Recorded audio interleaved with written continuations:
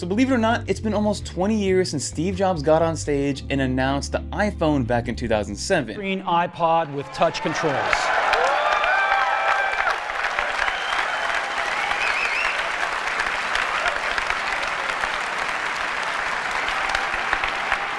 The second is a revolutionary mobile phone.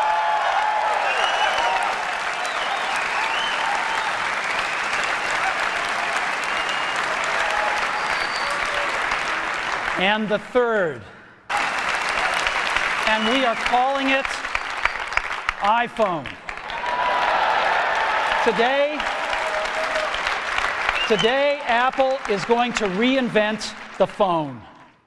And it completely revolutionized the entire smartphone industry, having internet in our pockets, computers in our pockets, and pretty much digitized our entire lives for better or for worse. But for that 20th anniversary, it looks like Apple's going to be doing something extremely special and bringing out a 20th anniversary iPhone, which is going to be completely different from what we've seen in the past, and there's already a bunch of leaks and rumors talking about it, so I want to focus on what to expect with this new iPhone, and get your wallets ready because it's not going to be cheap. Let's get into it.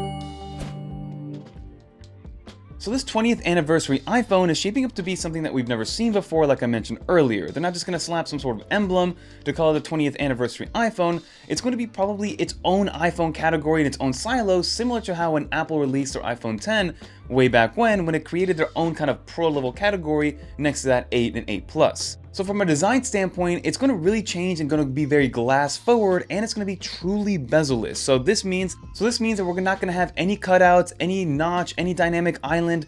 All that's going to be going away, and we're going to have some sort of under display Face ID tech in order to unlock the phone, and also have that biometric identification. So all the Face ID sensors and the front facing camera will be underneath the display, very similar to how other companies have done it. But let's see how Apple ends up implementing it, because especially for the Face ID, or at least the selfie camera, there's always some sort of detriment to the quality when it is under display, but maybe Apple has figured something out. But again, they do have about 18 months before this thing does release. And then when we talk about bezel-less, we've seen some of the renders, we're talking completely bezel-less. And it's reminded me of some of those other concept phones from way back in the day where they had the screen kind of bleed over and waterfall over the bezels and the side.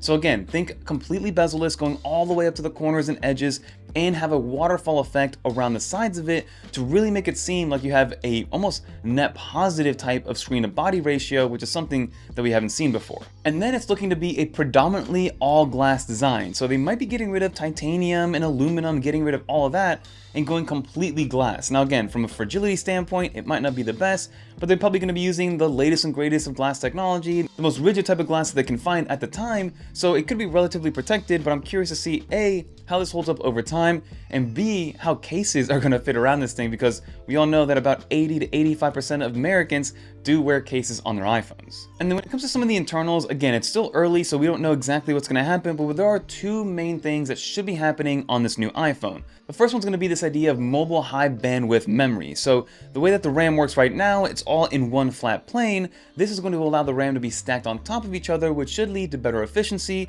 much better RAM management, and heat dissipation as well, because everything will be managed a lot more smartly overall, making it so this iPhone doesn't overheat, because a glass iPhone that gets hot could be a recipe for disaster, especially when it comes to the glass not having nearly as much give as metal. So if something does heat up from a battery or RAM management perspective in a glass phone, that could be very, very bad. So Apple's got to make sure that it does heat dissipate very well. And in that same light, they should be using other battery technology, and they're exploring silicone anode batteries, which again should increase the battery density, giving you more battery per pound or per square inch or square millimeter, however whatever unit of measurement they use to really measure the battery density, and then give you again more battery efficiency, higher battery life in a smaller battery with some better heat dissipation as well. And then when it comes to cameras, we're still a ways away, but I can see this being something similar to the iPhone 17 Air, where they're not going to really focus on the cameras. Yes, it's going to have a great camera sensor, maybe a 50 megapixel shooter on the rear, and then you have your selfie camera, but I don't think we're going to have triple or quad cameras on the rear of this iPhone, because this is going to be an iPhone that's going to be more on the style side and bleeding edge from a hardware perspective than anything else. But again, expect an under-display selfie camera for this one to be a clean edge-to-edge display. And then also, they're going to be focusing a lot on 3D rendering, 3D object orientation. Again, the LiDAR scanner is going to be here to stay for a while, so Apple might be doing something from an augmented reality standpoint that also coincides with whatever Vision Pro is there at the time. Now, of course, in 2027, Apple will be getting into the foldable game as well, but that's not going to be this 20th anniversary iPhone. But from a pricing standpoint, this thing is going to be bleeding edge, top of the line, and where it fits in the lineup at that time, we'll probably have the 18, the 18 Air, then we'll have the 18 Pro, and then it remains yet to be seen if this is going to replace the 18 Pro or if it's going to be another one on top of that. So it's going to be, again, relatively expensive. It should be more expensive than Apple's Pro Max or whatever they're going to call it at that point, because there are rumors that we're switching to the Ultra moniker. But let's see exactly what that ends up playing out. But expect this to be $14.99 up to $19.99 depending on when this comes out, the tariffs that are attached to it, as well as everything that comes from a build material standpoint. And then, like I said, we're not sure if this is going to be the iPhone 20 or the iPhone XX or maybe even the iPhone Ultra. So leave a comment down below what you think, what they're going to be naming this, where this is going to fit in the lineup, and if this is something that you want to see or own at the end of the day.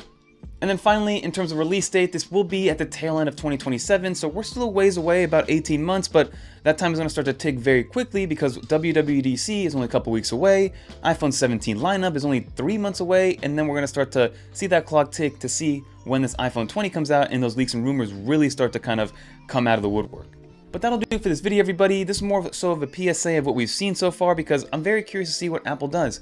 20 years of iPhones. I mean, I still remember when we watched Steve Jobs get on stage and show off that iPhone for the very first time, and that is the #1 thing that I wanted for the next 6 months until I finally did pick one up back in the day, back in 2007. And that's what really enhanced this journey of, being in the Apple ecosystem, getting behind Apple's product lineup. Before that, yes, there was the iPod and things like that and the Macintosh, but the iPhone really kind of set it in a trajectory that really changed the way that we kind of interact, not only with our technology, but with each other. But that'll do it, everybody. Let me know comment down below what you think. If you made it to the end, leave a little dolphin in the comments down below so I know you made it to the end. And if you want to watch more videos like this one, definitely check out one of these videos right here. And until next time, I'm Fernando. Peace, everybody.